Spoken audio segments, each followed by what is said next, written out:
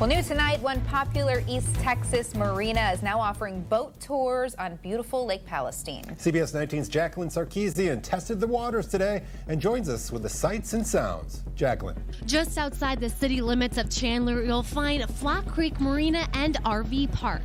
Doug Hassel bought it about a month ago and believes it's one of the many hidden gems in East Texas. And what better way to get the family together on a scorching summer day than a relaxing boat ride? We're going to be doing tours on the little Craig Cat two-seater catamaran boat, and they're a lot of fun. Very stable, very safe, unsinkable.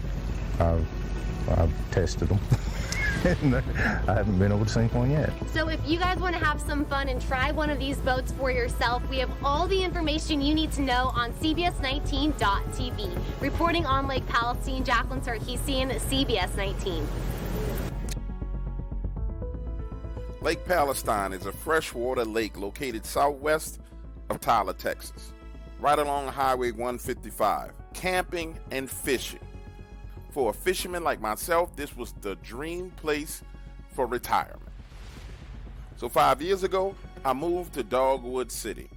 3-bedroom, 2-bath, modest house with a garage. And as I alluded to before, my number one pastime is fishing. My number two is golf. And this area has it all. But when we start talking about my encounter with Dogman, it really dampened the mood around my retirement, because I'm thinking of this as my own personal paradise. But little did I know, these creatures consider it their paradise as well. Look, I get up early in the morning before daybreak, take my boat to the dock, launch it, and I decided to head north by northwest, going up the lake towards Chandler and veering into this cove on the west side of Chandler. So I'm there about 50 yards from the bank, trolling along, casting my line. And you know how it is before the sun comes up over the horizon? The sky is this kind of reddish, grayish color. And there's enough light for me to see, but it's not bright out there. I reel my line in, cast again. Starting to get some nibbles here and there. And that's when I hear this gigantic kabloosh coming from my right-hand side. Something had clearly jumped into the water about 45 to 50 yards to my right. And how do I know that? Because I saw the waves rippling in my direction. So I stand there quietly for the next 5 minutes, just looking at the surface of the water, trying to see if someone or something surfaces. But there's no sound and no further movement. So I start fishing again. And I need you to understand something. My trolling motor is still on. I am in motion. I'm moving in that same direction, but on an angle away from the bank. 10 minutes later, I got a fish on the line, and I'm reeling them in. I get it to the side of the boat, up and in. Now I'm at the back of the boat, putting it in a cooler, when I feel the front end of my boat take a dip. Again, to be clear with you, I'm out on this lake alone, and the anchor is not in the water. In fact, my anchor and the rope that goes with it are sitting right on the front edge of my boat. So picture it, I'm bent over, putting the fish in the ice box. When I straighten my body up and turn around to look, there's this muscular black forearm resting right on the front tip of my boat. And what looks like a hand with these long freaking claws. Two of those claws rest right where the anchor meets the rope.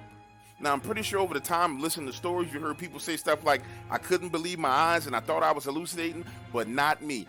I didn't know exactly what I was seeing, but I knew for a fact that I was seeing it.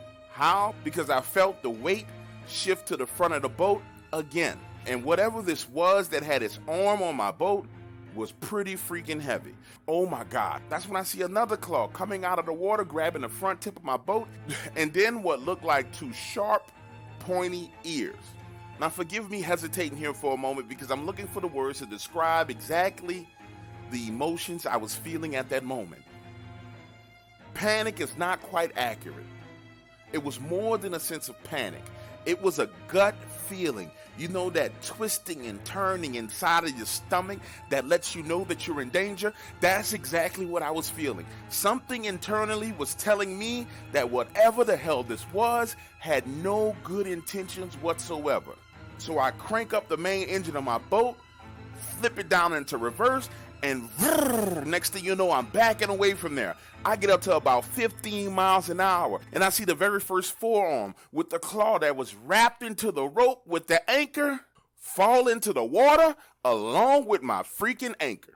And sweet baby Jesus, let me tell you, within 30 seconds, that anchor catches to something on the bottom of the lake. Ring! My boat slows down, then jerks forward. Not wanting to tear my entire boat up, I kill the engine. At this point in time, true panic and fear sets in. There was no way in hell that I was going to the front of that boat and physically pulling that anchor up out of the water. So I'm digging around, going through my tackle boxes, looking for my hunting knife. Once I get it, I lay down flat on my belly, right at the front of the boat, trying to cut that rope.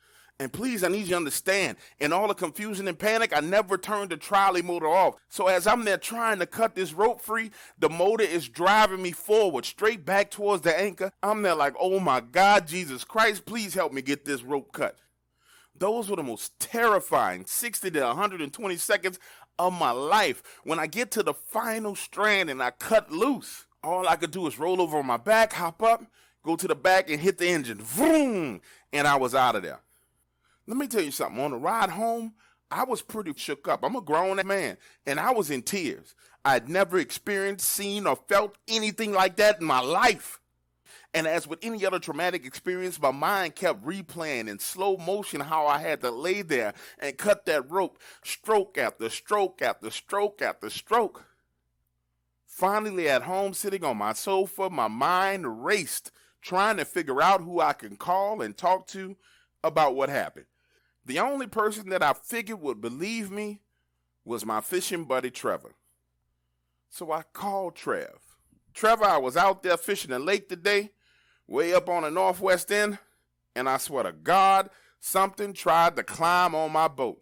I saw hairy black forearms and claws and two long, sharp, pointy ears. Trevor, please tell me you know what the hell this is. And what Trevor told me then was the very first time that I had ever heard of Dogman. And according to him, these quote-unquote harmless creatures are all over the area. Now, Trevor's my boy, and to this day, we still go fishing on that exact same lake. But I gotta totally disagree with him. Because that thing that was climbing up on my boat wasn't climbing up to listen to the radio or read the freaking newspaper. That thing clearly had intentions on eating me.